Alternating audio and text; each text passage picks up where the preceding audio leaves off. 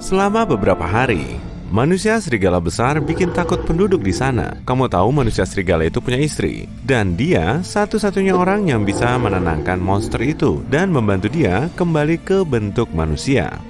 Kamu mendapati 3 wanita. Mungkin salah satu dari mereka istri manusia serigala yang kamu cari. Kamu meminta sang istri menenangkannya, tapi tak satu pun dari ketiga wanita itu mengaku dia istrinya. Jadi, kamu harus menentukan, apa kamu melihat bulu di pakaian wanita ini?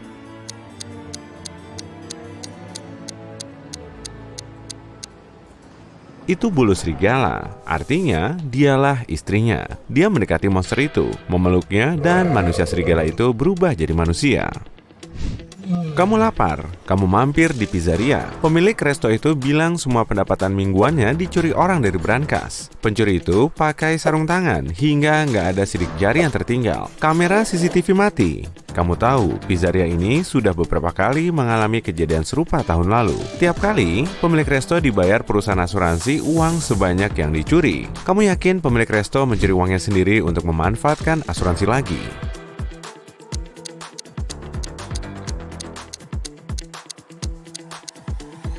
Lihat kantor ini dan buktikan pemiliknya bersalah. Lihat lubang ventilasinya. Di balik penutupnya yang berjeruji, bisa kamu lihat bundel uang yang dicuri yang sedang kamu cari?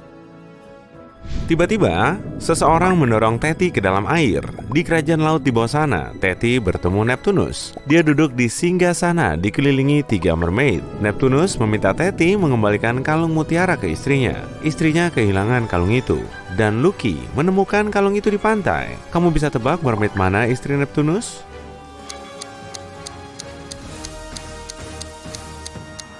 Yang ketiga, dialah satu-satunya mermaid yang memakai cincin kawin. Setelah Teti menyerahkan kalung ke pemiliknya yang sah, Neptunus menjentikan jarinya. Pengawalnya membawa Lucky. Neptunus bilang, kamu boleh pulang dengan aman, tapi pilih dulu pintu yang benar. Di belakang pintu pertama ada iblis. Mereka siap menelan siapapun yang berani masuk. Di balik pintu kedua ada lava di seluruh lantai ruangan. Dan akhirnya ada sinar laser yang bisa memotong apapun yang tersentuh di belakang pintu ketiga. Pintu mana yang harus dipilih Teti dan Lucky?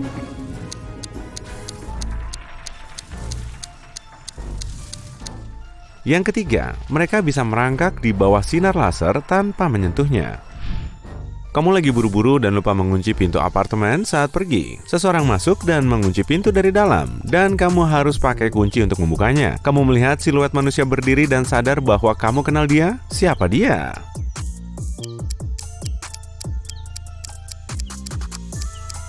Dia wanita yang meminta kamu membantu saudara lelakinya. Dia pakai gelang merah. Siluet itu pakai aksesori yang sama. Aku kesini mau bilang terima kasih secara pribadi. Pintu terbuka tapi kamu nggak di rumah, kata wanita itu.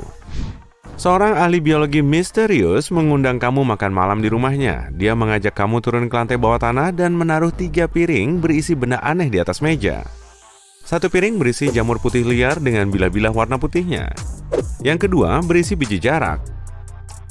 Yang ketiga berisi otak ikan. Mana yang aman dimakan?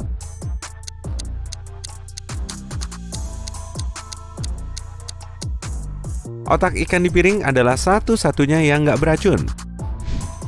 Seseorang memasuki rumah Mito saat badai besar dan mencuri banyak barang mahal. Cowok itu menelepon polisi. Mereka datang dan mulai menanyai beberapa tetangga. Nicky bilang dia tinggal sendirian dan kerja dari rumah. Dia ada di rumah seharian. Harry menjelaskan bahwa dia koki di suatu resto Italia. Dia baru setengah jam lalu pulang dari kerja. Sofia bilang ke petugas polisi bahwa dia nggak meninggalkan rumah karena sakit. Siapa penyusup itu?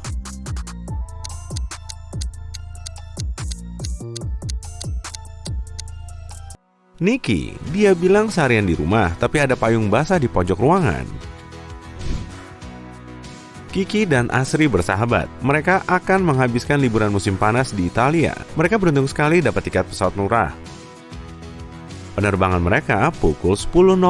Sayangnya, saat kedua cewek itu tiba di bandara, mereka menyadari berada di bandara yang salah. Sekarang, mereka punya 2 opsi. Naik kereta api kilat ke bandara yang benar dengan biaya 1,5 juta rupiah, atau tetap di sana dan beli tiket lebih siang seharga 6 juta rupiah. Mana yang harus mereka pilih?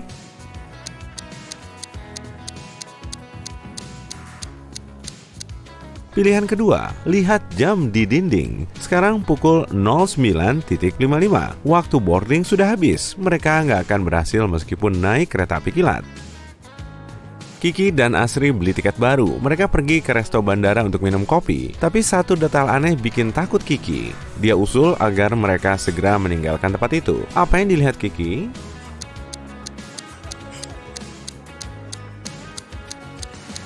Wanita yang di sana zombie. Wow, gimana cara dia lolos dari keamanan bandara?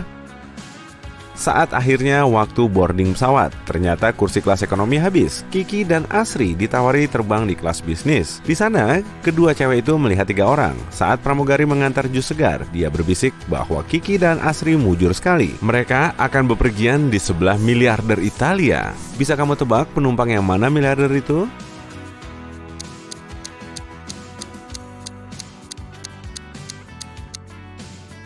Wanita glamor ini kandidat yang pas, tapi mustahil sekali seorang miliarder pakai mantel 100% polyester. Setelan bisnis orang ini elegan banget, tapi lihat sepatunya, kayak cukup murah dan usang. Pria lucu ini pasti miliarder sungguhan. Meskipun pakaiannya agak kasual, arloji emasnya kelihatan mahal banget. Suatu saat, sebuah bank dirampok. Polisi curiga salah satu satpam bank telah membantu para penjahat. Detektif Husin harus menginterogasi 3 dari mereka. Satpam pertama bilang dia mendengar teriakan dan bergegas ke sana, tapi saat dia datang, penjahat sudah pergi. Satpam kedua menjelaskan saat itu dia lagi minum segelas kopi dan nggak dengar apapun. Dan satpam ketiga bilang dia mengejar para pencuri, tapi dia harus menalikan sepatu botnya. Tanpa pikir panjang, dia jongkok di dekat pintu darurat. Saat itu pula, pintu terbuka dan menghantam kepalanya. Saat dia kembali, penjahat sudah pergi. Husin segera paham satpam mana yang bersalah. Siapa dia?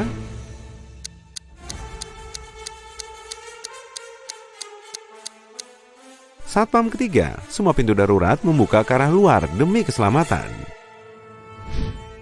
Sudah 2 hari polisi mencari Kalana. Cowok ini pergi hiking dan gak kembali. Akhirnya dia ditemukan, kepalanya dipukul orang dan ditinggalkan tergeletak di semak-semak. Kalana cuma bisa bilang, teman, dengan lemah, lalu pingsan. Polisi punya 3 tersangka, semuanya teman Kalana. Zakaria bilang beberapa hari terakhir dia di tempat kerja untuk persiapan konferensi. Yosi bilang ke detektif bahwa pergelangan kakinya terkilir dan dia tiduran terus selama 4 hari. Dan Willy menjelaskan dia pergi ke New York dalam rangka bisnis. Orang ini bahkan menunjukkan boarding pass ke polisi. Siapa di balik insiden Kalana?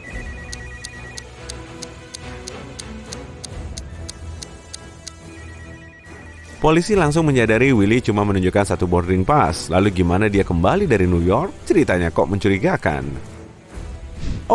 Tommy lagi menjelajah gua-gua tua di luar kota saat dia terjebak di penjara bawah tanah misterius. Ada 3 jalan keluar, tapi cuma 1 yang aman. Di balik pintu pertama, kebakaran lagi mengamuk. Di belakang pintu kedua, ada hujan asam yang bisa melelehkan bahan apapun dalam hitungan detik. Di balik pintu ketiga, ada beruang coklat raksasa yang belum makan selama 2 tahun. Jalan mana yang harus dipilih Tommy?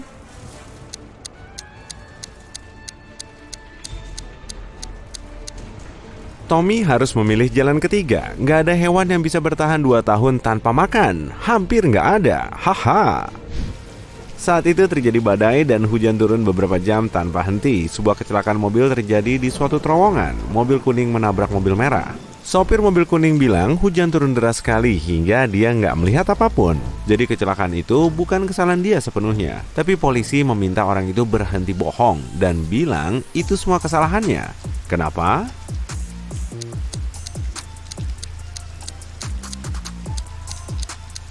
Kecelakaan itu terjadi di terowongan, di sana kan nggak hujan. Bu Habil adalah pemilik perusahaan kecil produsen cangkir desainer. Pada hari Jumat, saat hari kerja selesai, dia ditelepon banknya. Wanita itu diberitahu bahwa semua uang tabungannya dicuri orang. Bu Habil tahu pelakunya pasti salah satu pekerjanya. Jadi dia menanyai masing-masing dari mereka apa yang mereka lakukan hari itu. Susana, manajer penjualan, bilang dia lagi ngobrol dengan klien mereka dan mau mencari klien baru. Agus, pekerja tembikar, bilang dia selalu bikin 1 cangkir sehari dan dia menunjukkan semua cangkir buatannya seminggu itu. Sari, desainer, bilang bahwa dia lagi kerja, tapi dia juga mengakui bahwa dia nggak benar-benar produktif hari itu karena masalah keluarga. Siapa yang bohong?